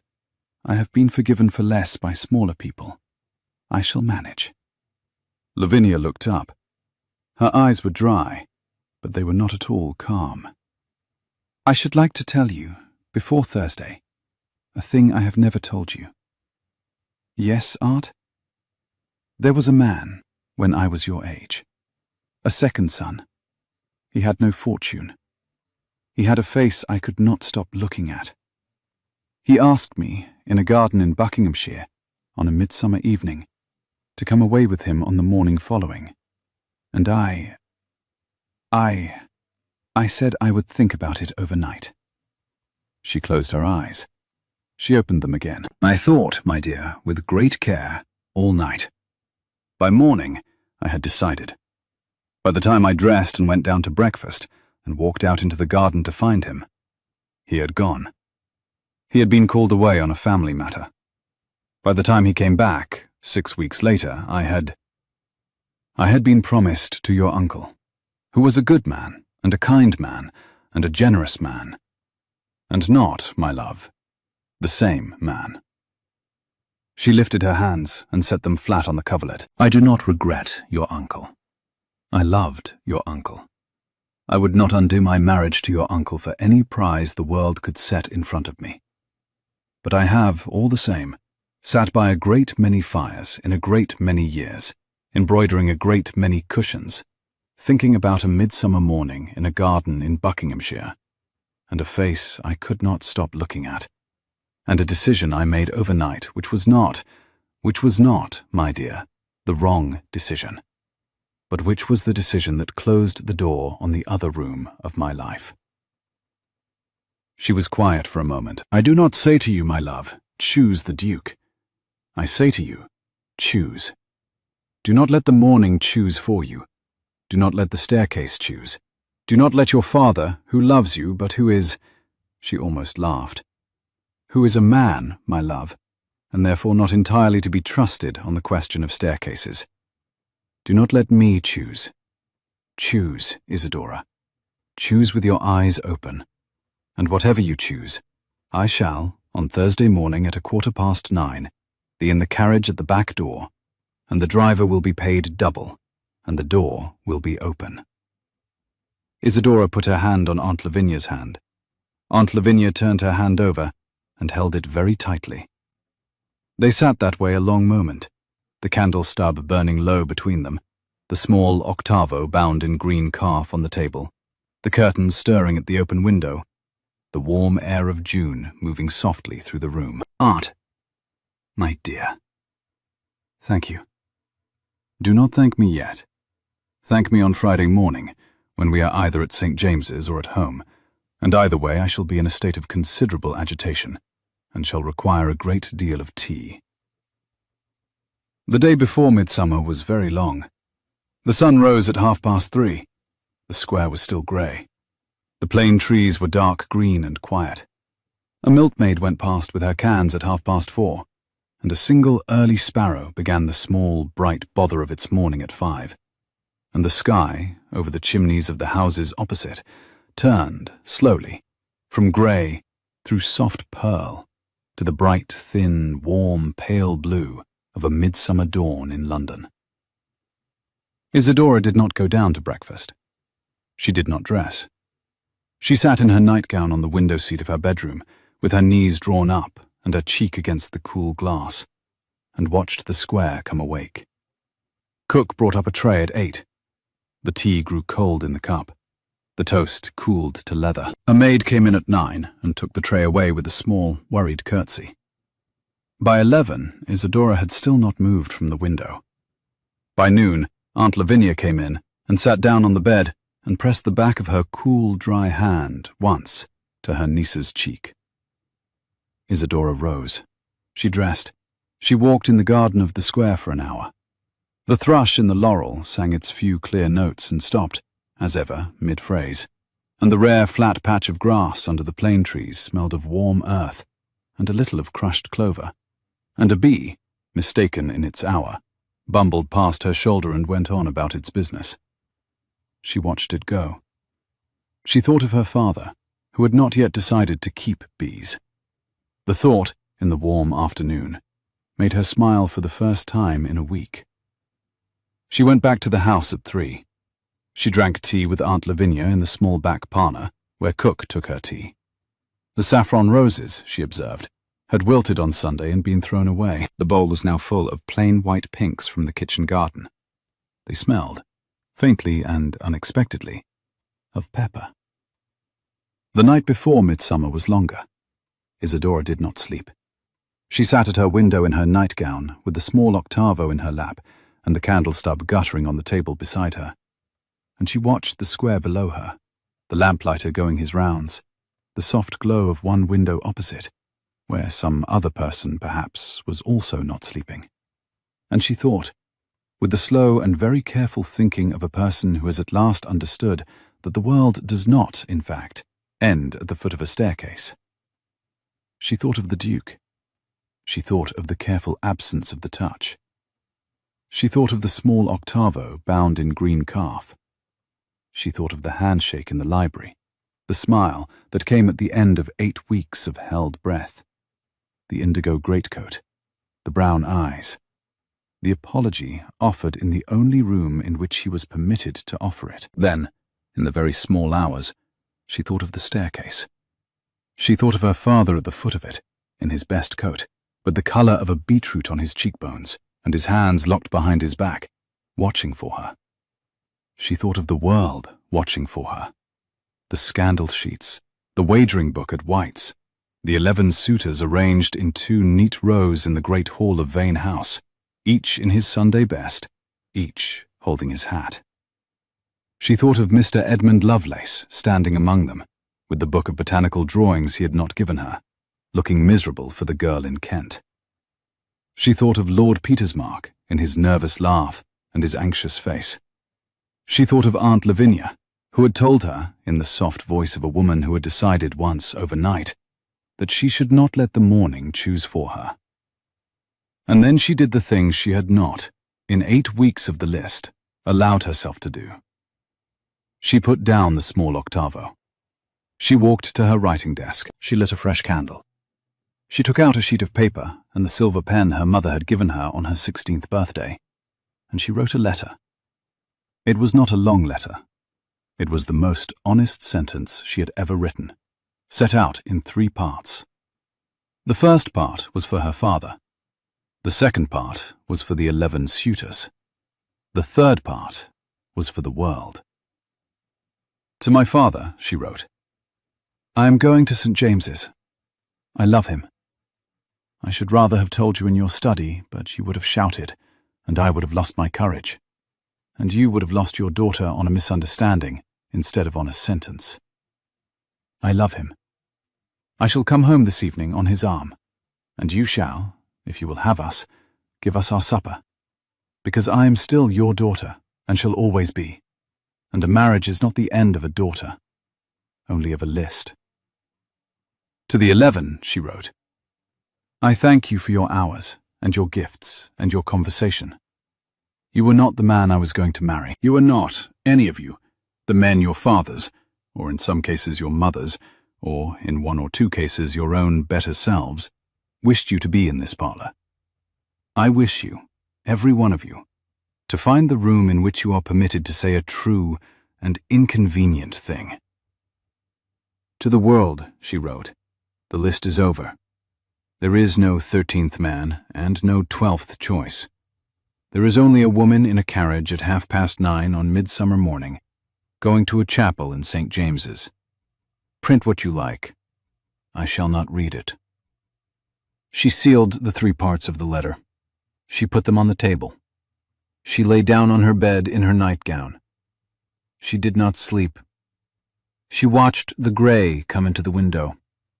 She heard, somewhere in the house, the very small sounds of a maid laying a fire below. At 5:15 she rose. She dressed herself, slowly, in the gown she had laid out the night before, in indigo silk, plain, without ornament, of a particular dark blue that was almost, in the grey morning light, the colour of the Duke's greatcoat. She did her own hair, because the maid Aunt Lavinia had engaged was new, and would have made her late. She fastened at her throat the small pearl her mother had given her at 15. The indigo silk was cool under her fingers as she smoothed it down over her hip. The pearl was warm almost at once against the skin of her throat.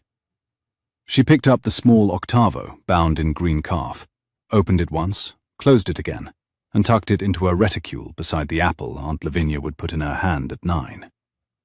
The reticule felt, in her hand, a great deal heavier than its contents could possibly weigh. She slung it over her wrist anyway, with the small, steady firmness of a soldier slinging a haversack, and she went to the long glass at the end of the room and looked at herself once, very honestly, from head to foot.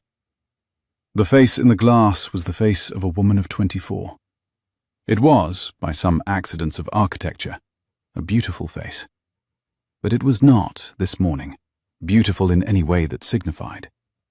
It was, this morning, the face of a person who had made up her mind. She had not, before, been entirely sure what the face of a person who had made up her mind looked like. She studied it now with mild curiosity. It was, on the whole, a face she thought she could go on living with for a great many years. She turned from the glass. She picked up her gloves. She went down the back stairs. At 9:15 she walked down the back stairs of Vane House and out into the mews. The carriage was there. Aunt Lavinia was already in it, in a dove-grey silk and an absolutely steady face, with 3 folded papers in her lap. The underfootman was on the box, and he was, as Aunt Lavinia had said, being paid double. My love. Aunt Lavinia's hand rested on her own knee. Aunt, did you sleep? No, Aunt. Did you eat? No, Aunt. I have an apple, my dear, in this basket, and a small piece of bread, and a flask of weak tea. You will eat them on the way, because you cannot be married on an empty stomach. It is a superstition of mine. I have not been married on an empty stomach. I have, however, attended a great many weddings of women who were, and they have all of them, without exception, complained afterwards of the headache. Aunt. Aunt Lavinia's hand was warm and steady on the lid of the basket. Eat the apple, my dear. Isadora ate the apple. The carriage rolled out of the mews. The morning was warm and clear. The sun fell on the rooftops of the square. In a window across the street, a maid was opening a curtain. The underfootman flicked the reins. The horses stepped out. At the corner of the square, a boy was already running with the first of the day's sheets in his hand, calling them by the headline. but Isadora did not hear what the headline was, because at that moment, Aunt Lavinia took her hand and held it very tightly, and said, with her eyes fixed straight ahead on the back of the underfootman's coat, "He will be there, my love. He will be there." She did not weep. She held her face quite steady, by the smallest fraction of an inch. "He has had the discipline not to slam a door for 8 weeks. He will, this morning, open one." The carriage turned out of the square into the avenue, and the wheels rang on the cobbles, and the morning of midsummer was very bright. The chapel at St. James's stood square and pale at the end of a short, cobbled street. The morning sun was already strong on its yellow stone. A wagon was being unloaded at the door of a baker's shop opposite, and the smell of warm crust came soft along the pavement. And a small, thin cat sat in the gutter, washing its paws with great deliberation. And a single late lamp at the far corner of the street had not yet been put out by the lamplighter. He was there. He stood at the chapel door at St. James's at 9:30 precisely, in a dark coat that was not, today, indigo, but was an unembarrassed, deep peacock blue, with a white cravat, with his brown hair brushed back and his brown eyes very steady. And the moment the carriage came round the corner of the street, he stepped down from the chapel step and walked across the cobbles to the carriage door and opened it himself, before the under-footman could even reach for the reins. "Isadora." "Adrian." His brown eyes had gone bright with something he was not, this morning, troubling to conceal. "You came." She held his gaze without difficulty. "I said I would."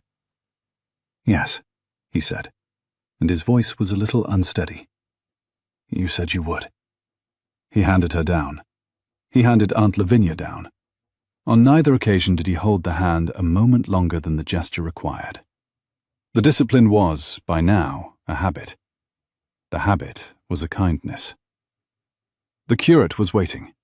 He was a thin young man with kind eyes and a slightly anxious smile, and he had, the Duke explained on the chapel step, been very quietly engaged a week before by a letter from a stone house in Derbyshire, which had asked, with great politeness, whether he would be free at 9:30 on the morning of midsummer to perform a marriage by special license for a bride who might or might not appear, and would, in either case, be paid for his time. The curate had agreed. The curate had spent, by his own confession on the step, the worst 3 nights of his life waiting for the morning. The chapel was almost empty. A verger in a corner, a single old woman in a pew at the back, with a basket on her knee and her bonnet pulled forward, who had come, by the look of her, to escape from a husband she did not entirely like. Aunt Lavinia, in dove grey, took her place at the front of the side pew. The Duke took Isadora's hand.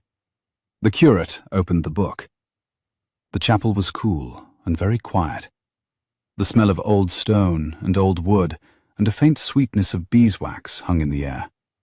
The high windows were full of bright June sky. A bar of warm sun fell across the floor at the foot of the altar steps. The curate's white surplice was very clean. His hands on the book trembled once, and were steady. Isadora stood at the foot of the altar steps in her plain indigo silk, with the small pearl at her throat. Her husband-to-be stood beside her in his peacock blue coat, with his brown hair brushed back and his brown eyes very steady. The bar of warm sun caught the gilt of the cross on the altar, and the soft, worn gilt of the cross was, for a moment, almost too bright to look at. It was a very short service. The Duke had given a great deal of thought, on the morning, to the question of the vow. He had decided, in the carriage on the way to the chapel, that he would say it in the plainest possible way, in the plainest possible voice, because the vow was the thing for which all the previous discipline had been the rehearsal. He said it now, with his brown eyes on Isadora's grey ones, with his fingers steady on hers, with no flourish and no ornament. He said her name. He said his own. He said the words. He said them, the curate later told Aunt Lavinia at the small breakfast that followed, like a man who had been waiting a very long time to be permitted to say them aloud. Isadora said her vow with the same plainness. Her voice was quiet. It did not break. The pearl at her throat caught the light from the high window. The peacock blue silk of the Duke's coat was a particular bright spot at the edge of her vision. The careful absence of the touch was over. His hand was warm and quite steady. Her hand was warm and quite steady. They held each other lightly, because they were going to hold each other for, with luck, a great many years. And there was no need, this morning, to grip. The curate pronounced them man and wife. The verger, in the corner, allowed himself a small private smile. The old woman in the back pew, who had come to escape from a husband, lifted her chin and dabbed once at the corner of her eye with the edge of her shawl. Aunt Lavinia, in dove grey, sat very still, with her hands folded in her lap, and looked at the gold cross above the altar as though it had personally arranged the morning for her benefit. Outside the high window, a sparrow was singing on a slate, and a barrow was rattling somewhere in the next street, and the small bell at the top of the chapel tower stirred once in the warm air, and was silent. The Duke chose, in the chapel, not to kiss her. He had decided, on the morning, that the chapel was not the room for it, because there was a verger, and an old woman, and an aunt, and a curate, and the room for a first kiss was, in his opinion, a room in which the only persons present were the persons who were doing the kissing. He led her instead, by the hand, down the short aisle, and out of the chapel door, and onto the chapel step in the morning sun of midsummer. He stopped on the step. He turned her, very gently, to face him. He looked at her for a moment, as though to be quite sure she was real. Then he bent his head, in the bright, open morning, on the chapel step at St. James's, in full view of the verger and the old woman, and Aunt Lavinia and the curate, and the underfootman, and a small boy with a newspaper who happened, at that moment, to be passing. And he kissed her, very softly, on the corner of her mouth. And he straightened, and he said, in the voice she had heard for the first time 3 months before, in the back of a library on Cavendish Square, "Mrs. Ashbourne, welcome to the rest of it." The small boy with the newspaper stopped in the street. He stared. He had been carrying, on his arm, a stack of the day's sheets, freshly printed. The headline across the top of every one of them was, "The 12 suitors gather. Miss Vane to choose at noon." He looked at the chapel step. He looked at the headline. He looked at the chapel step again. His mouth opened. He shut it. He turned, with the unerring instinct of his trade, and ran, very fast, back the way he had come, with the stack of headlines under his arm, and a much better one in his head. The Duke laughed. "There," he said. "That is the front page for tomorrow." "And the day after?"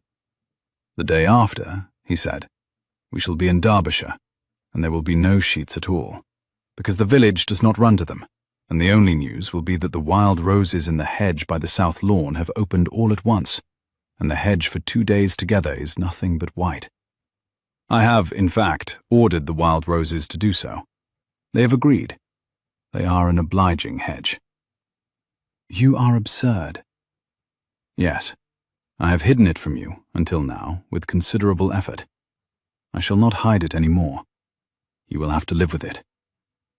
"I shall manage." "You shall have to manage with a great many other things also. I have an aunt as alarming as yours. I have a tolerable horse. I have a face which, you have informed me at some risk to your reputation, is not unpleasant in candlelight.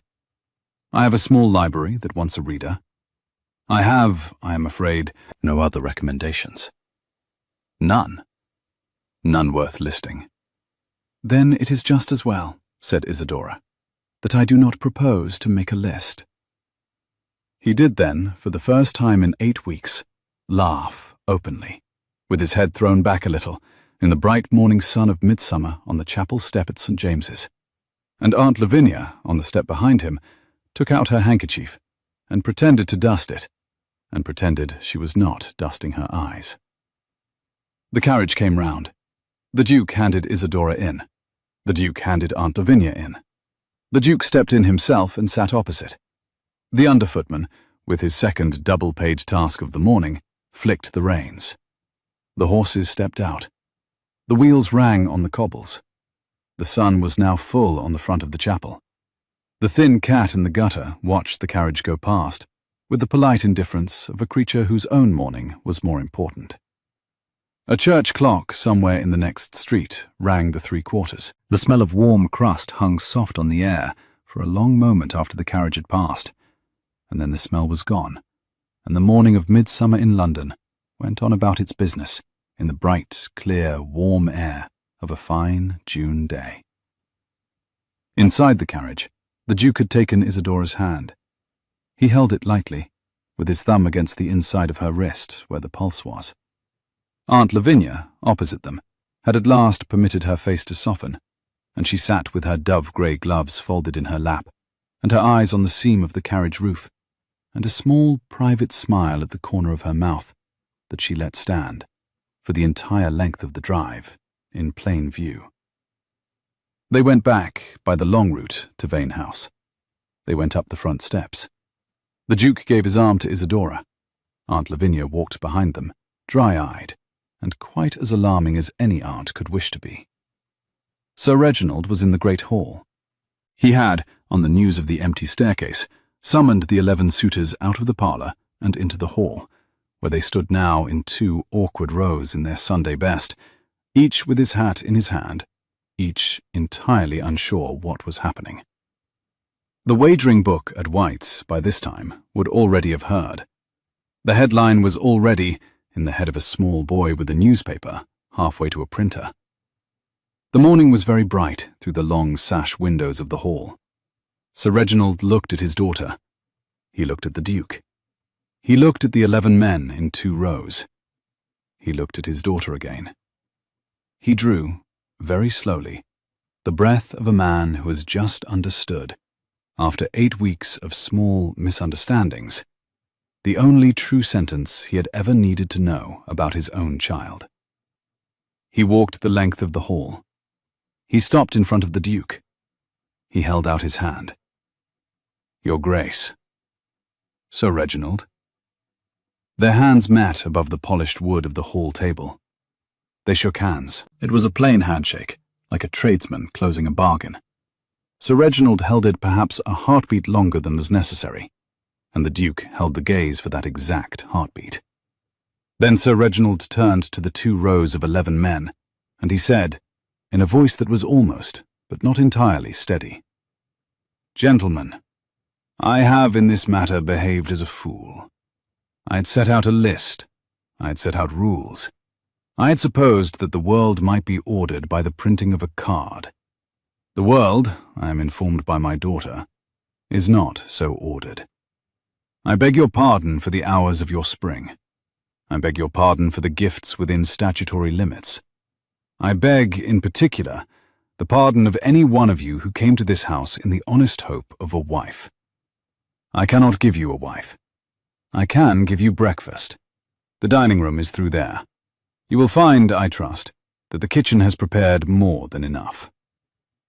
There was a small, astonished silence. Then Lord Petersmark, who had not, in any prior moment of his life, been the first to do anything, gave a thin, anxious laugh and said, "Sir Reginald, on the whole, I should rather have the breakfast."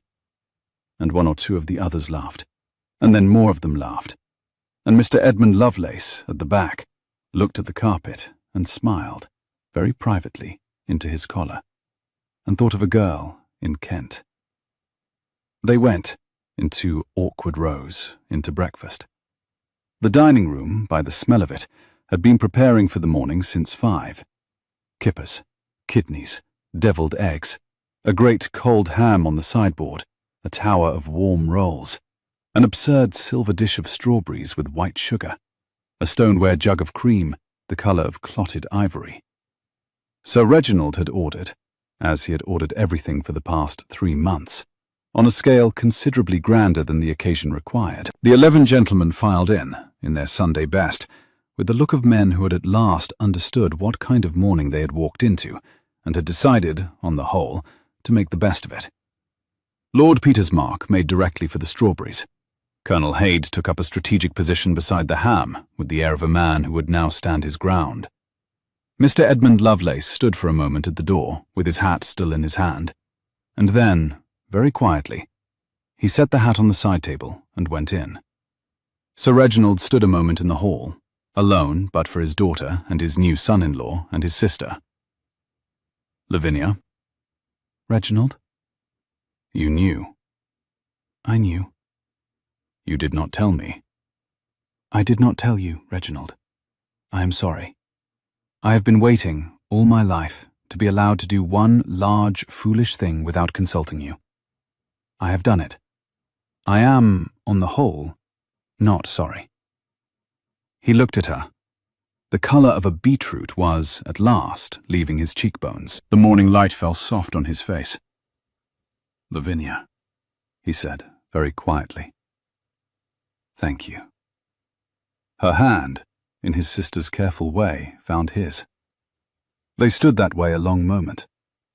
Then Sir Reginald turned to Isadora, and he set his other hand on her shoulder, very gently, and he said, My dear, welcome home. I am home, Papa. Yes. He looked at her. He almost laughed. I rather see that you are. The journey north took 3 days. Isadora saw, for the first time in her life, the Peak Country in late June. Long, pale green hills, low stone walls running over them like the seams of a great quilt. Sheep in the high pastures, the soft splash of streams under low, arched bridges, the warm honey colour of the stone in the villages where they changed horses. She rode beside her husband in an open chaise the second afternoon, and the wind smelled of cut hay and warm bracken, and a lark went up out of a field beside the road and sang an unreasonably long song against the bright, pale sky. 6 weeks later, on a soft August morning, at the stone house in Derbyshire, Isadora Ashbourne came down the great staircase of her own house in a plain morning gown of ruby silk, with her hair simply done and her shoes very quiet on the steps. Her husband was at the foot of the staircase. He was reading a letter. He looked up as she came down. He held the letter loosely. The August morning came warm through the open door of the stone house. The hedge of wild roses on the south lawn shone a clean, bright white in the soft sun. From your aunt, he said. She informs us that the 11 gentlemen have every one of them recovered from the morning of midsummer. She informs us in particular that Mr. Edmund Lovelace has married his girl in Kent, that Lord Petersmark has become engaged to a young lady from Northumberland with very firm views on the colour of curtains, and that Mr. Cassian Frost has been seen in Lisbon on the arm of a French marquise who, your aunt is delighted to report, has the reputation of being a snake of considerable ability. He folded the letter.